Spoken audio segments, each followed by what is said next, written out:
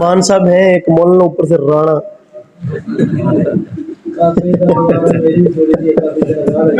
مفتی صاحب تو میں پیش کرتا ہوں محبت کے ساتھ. درے نبی پہ یہ عمر بیتے وہ مجھ پہ لطف دوام ایسا. سبحان اللہ. تھوڑا سا آہستہ کہیں سبحان اللہ. واہ جی واہ. درے نبی پر یہ عمر بیتے ہو مجھ پہ لطف دوام ایسا کہ مدینے والے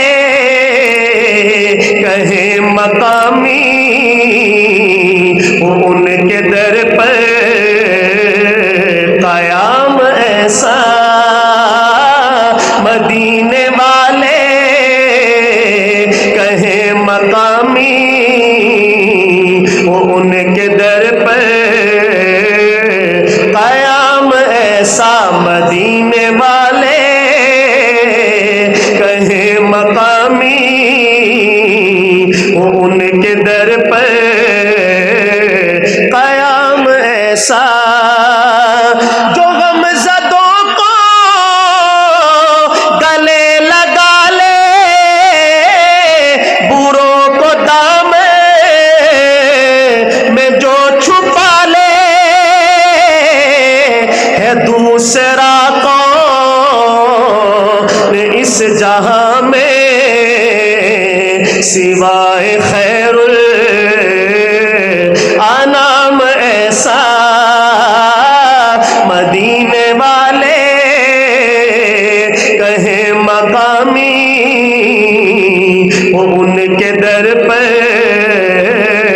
قیام ایسا. بلال ایک نام ہے، ایک نام، اور ایک نام سننے سے بندے کی کیفیت بدل جاتی ہے. یہ کوئی میں نے عام نام تو نہیں لیا. میں دوبارہ پھر ایک موقع دیتا ہوں. ذرا بتائیے گا کہ یہاں کون بیٹھے ہیں. بلال ایک دفعہ پھر اور محبت سے. بلال تجھ پہ نثار جاؤں کہ خود نبی نے تجھے بلایا. ہمارے آقا کا انتقال ہوا مدینہ میں تو بلال نے پہلی اذان پڑھی ظہر کی. اور جب بلال اس چبوترے پر گئے جہاں اذان پڑھتے تھے اور کہا اشہد ان محمد رسول اللہ، تو بلال کی ہچکی بن گئی اور بڑی مشکل سے اذان پوری کی اور واپس تشریف لائے اور کہا کہ مدینہ والوں آج کے بعد بلال اذان نہیں پڑھے گا. لوگوں نے کہا کیوں؟ تو جدائی برداشت کرنا، کئی سال تک تو لوگ یہ انتظار کرتے رہے کہ شاید سرکار دو عالم تشریف لے آئیں گے، کہیں گئے ہیں آ جائیں گے.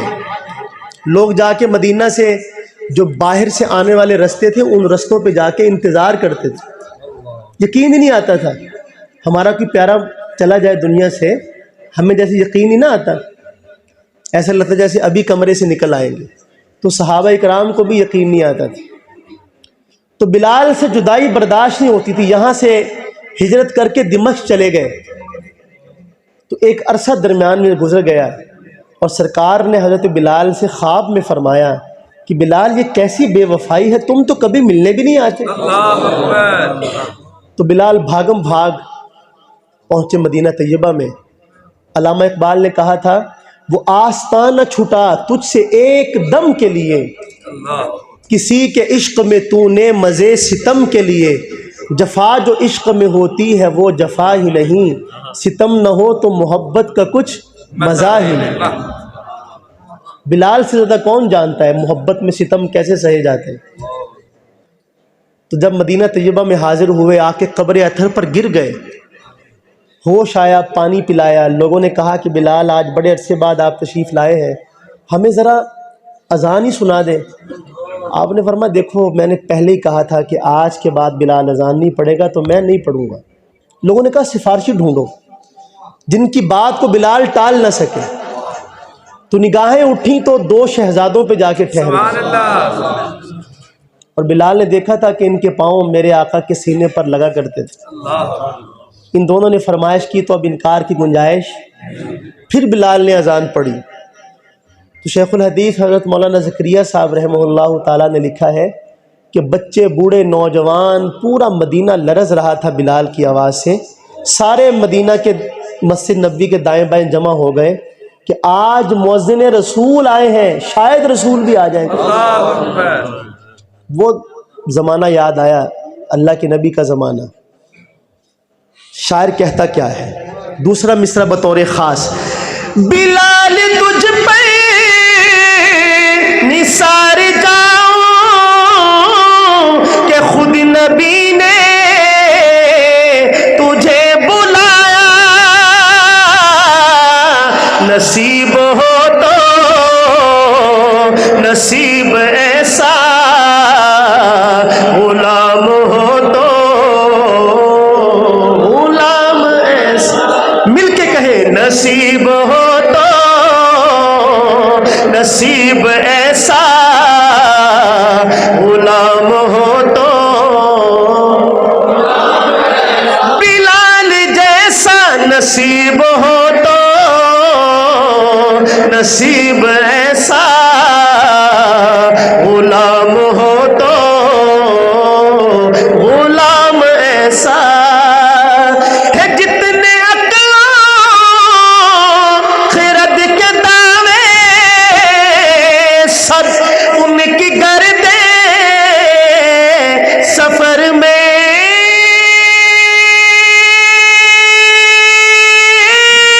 گم ہے. جتنے عقلوں خرد کے دعوے سب ان کی گردے سفر میں گم ہے. کوئی بھی اب تک سمجھ نہ پایا ہے مصطفیٰ کا مقام ایسا. کوئی بھی اب تک سمجھ نہ پایا ہے مصطفیٰ کا مقام ایسا. کیسا مقام؟ نماز, سبحان اللہ, نماز اقصی میں جب پڑھائی تو انبیاء رسول یہ بولے, نماز ہو تو نماز ایسی, امام ہو تو امام. ایسے نہیں, ذرا سب کی آواز آئے.